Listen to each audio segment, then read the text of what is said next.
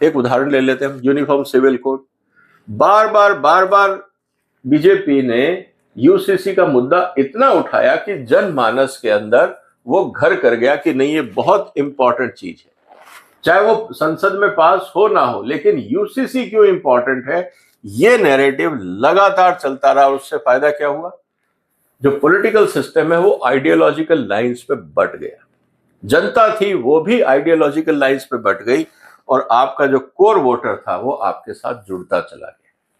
ये होता है जब आप चाहे हार जाए लेकिन आप लगातार उस मुद्दे को उठाते रहते हैं, तो आप अपनी बात से समाज के अंदर ये फोर्स करते हैं लोगों को कि आप सोचने पे मजबूर हो जाइए कि आप किसके साथ।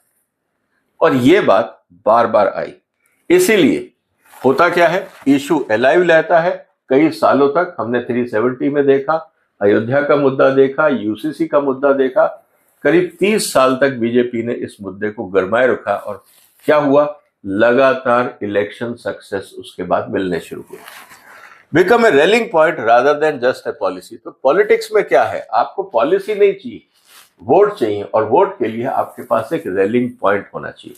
अब अयोध्या रिजॉल्व हो गया, 370 रिजॉल्व हो गया, अब यूसीसी ऑलमोस्ट रिजॉल्व हो गया। अब इस मुद्दे को लेकर अब आप क्या कहेंगे? तो आपको एक नया मुद्दा चाहिए। तो नया मुद्दा अब आया है विमेन रिजर्वेशन। आप डिलिमिटेशन पे ज्यादा बहस नहीं कर सकते क्योंकि वहां पे मुद्दे बहुत कॉम्प्लिकेटेड है। आपको ये पता है कि आने वाले समय में चुनावी जब रणनीति शुरू होगी तो कोलिशन बनाना मुश्किल है। तो अब कौन आपके साथ आएगा, कौन है जो जिसको आप तोड़ के अपनी तरफ मिला सकते हैं, ये जानना भी जरूरी है। तो यहां पे जब वोटिंग होती है तो आपको पता लग जाता है कि कितनी सीटें हैं और कौन सी पार्टियां हैं जो सत्तारूढ़ या अपोजिशन के खेमे में रहना चाहती हैं, कौन सत्तारूढ़ दल से मिलना चाहता है, ये सब चीजें आपको समझ में आई। तो कुल मिला के स्थिति ये है कि अगर आप पॉपुलेशन के बेस पे चल रहे हो तो आपको नॉर्थ इंडिया में सीटों का फायदा है, और अगर आप पॉपुलेशन कंट्रोल की बात कर रहे हो तो सबसे इंपॉर्टेंट बात आती है साउथ में, क्योंकि वहां पे गवर्नेंस नॉर्थ से बेटर रहा है, इसलिए अब उसको आप कैसे मैनेज करोगे।